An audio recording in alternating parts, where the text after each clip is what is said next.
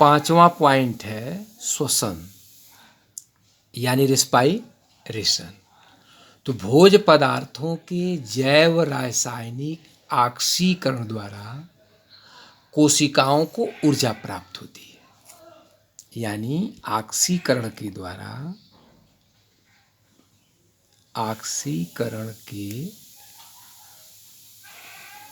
द्वारा ऊर्जा प्राप्त होती है।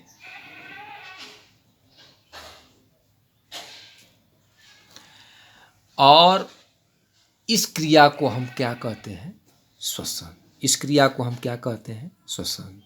यानी जब हम भोज्य पदार्थ को ग्रहण करते हैं तो उसमें जैव रासायनिक जो है ऑक्सीडेशन की क्रिया होती है, इसके द्वारा ऊर्जा प्राप्त होती है और इसको हम कहते हैं श्वसन। और निर्जीवों में श्वसन क्रिया नहीं होती है। अब 6 पॉइंट है उपापचय। उपापचय इसको कहते हैं मेटाबॉलिज्म। मेटाबॉलिज्म आपको हम उपचय और अपचय के बारे में, उपापचय के बारे में आपको हम बता चुके हैं। तो सजीवों में उपचय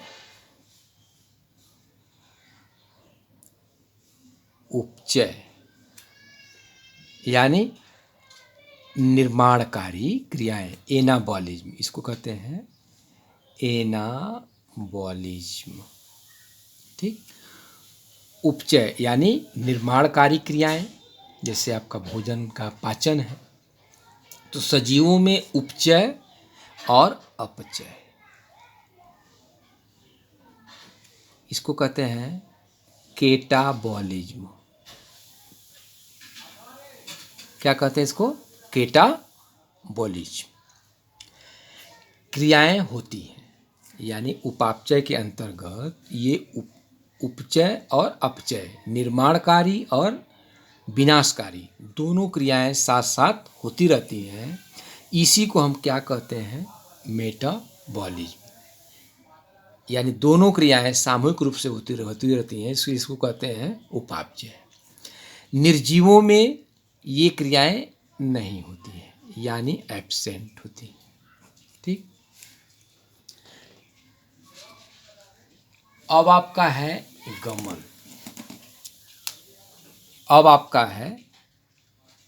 गमन। जिसको आप गमन या गति जिसको कहते हैं लोकोमोशन। लोकोमोशन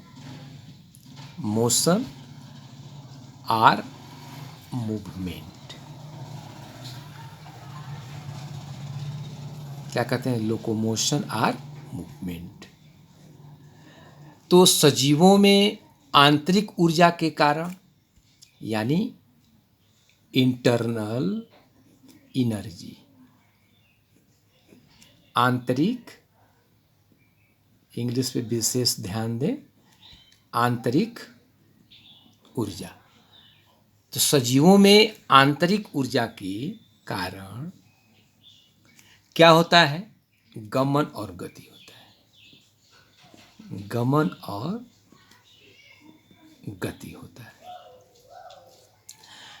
और निर्जीवों में क्या होता है कि निर्जीवों में सामान्यतया गमन नहीं होता है।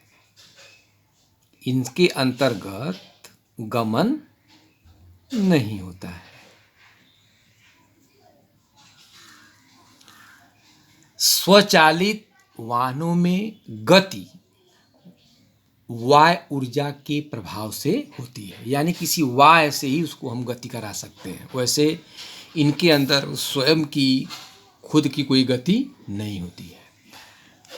आपका 8वां पॉइंट है, इसको कहते हैं वृद्धि, ग्रोथ। ग्रोथ मीन्स होती है वृद्धि। तो इनमें क्या होता है सजीवों में कि आंतरिक और निश्चित अनुपात में वृद्धि होती है। इसमें क्या होता है कि आंतरिक गति होती है और एक निश्चित अनुपात में गति होती है। ठीक, एक निश्चित अनुपात में गति होती है। इनमें क्या होता है, यानी निर्जीवों में, कि इनमें सामान्यतया वृद्धि नहीं होती। क्या होती है इसमें? वृद्धि नहीं होती है।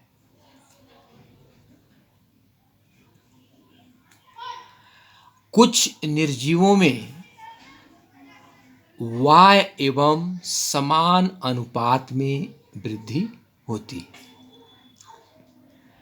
अब आपका 9वां पॉइंट है उत्सर्जन। उत्सर्जन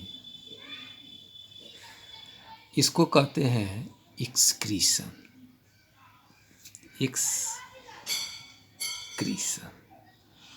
यानी सजीवों में उत्सर्जन की क्रिया क्या होती है? प्रेजेंट। और निर्जीवों में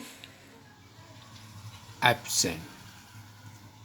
यानी जो भी हम लोग खाते पीते हैं, पसीना है, तमाम प्रकार की ये क्रियाएं जो हैं उत्सर्जन के अंतर्गत आती है। अब आपका है उत्तेजनशीलता। 10वां आपका है उत्तेजनशीलता।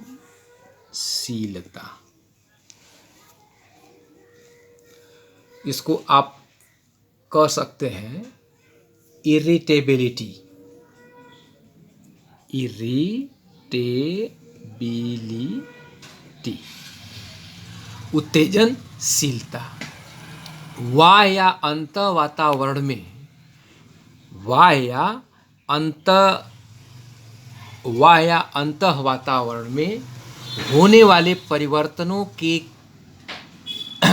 परिवर्तनों को ग्रहण करने तथा प्रतिक्रिया करने की क्षमता होती है सजीवों में, लेकिन इनमें जो है एब्सेंट।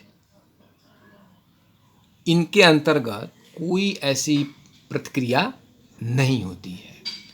तो बाह्य और अंत वातावरण में होने वाले उद्दीपनों के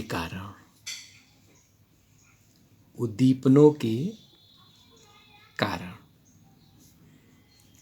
जैसे केचुए पर अगर आप लाइट जलाएंगे तो अपनी बॉडी को क्या कर लेगा? वो सिकुड़ने लगेगा। आपके चेहरे पर अगर फ्लैश चमकाया जाएगा तो क्या होगा? आँख आपकी पलक गिरने लगेगी। तो ये जो है बाह्य और अंत उद्दीपन के कारण जो है ये क्रियाएं ग्रहण करने की एक क्षमता होती है। और जनन और मृत्यु है, जैसे सजीवों में अपने समान संतान उत्पन्न करने की क्षमता होती है। सजीवों में जन्म मृत्यु एक निश्चित क्या होता है? प्रोसेस होता है।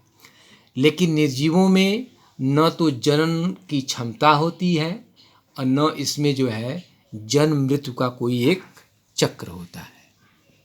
Thank you.